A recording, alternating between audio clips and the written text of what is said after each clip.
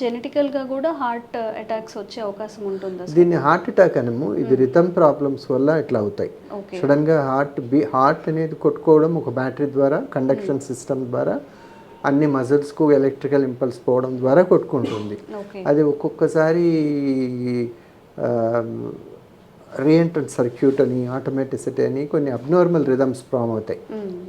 అట్లాంటి abnormal rhythms form అయినప్పుడు heart rate will go up to 400 times. Oh!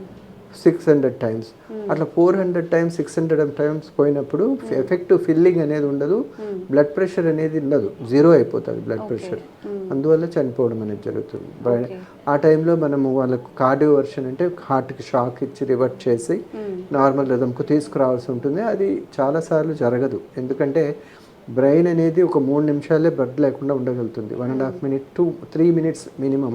3 minutes కన్నా ఎక్కువ అయితే బ్రెయిన్ డెడ్ అయిపోతుంది. బ్రెయిన్ డెడ్ అయినా మనిషి చనిపోయినట్టే లెక్క. ఆ తర్వాత మనం షాక్ చేసి రివర్ట్ చేసినా కూడా మనిషి చనిపోయినట్టే లెక్క. కోమాలో ఉన్నట్టుగా యూజువల్లీ చనిపోయినట్టే లెక్క బ్రెయిన్ డెడ్ అంటే. ఓకే. కాబట్టి వెంటనే అటువంటి వాళ్ళకు ఒకసారి మెడికల్ థెరపీ ఫెయిల్ అయినా కూడా వాళ్ళకు మెడికల్ థెరపీతో పాటు ఐసీడీ అనేది ఇంప్లాంట్ చేద్దాం. ఐసీడీ అంటే ఇంట్రాకార్డియక్ డిఫిబ్రిలేటర్ అని చిన్న బ్యాటరీ లాంటిది లోపల ఇన్సర్ట్ చేస్తాము.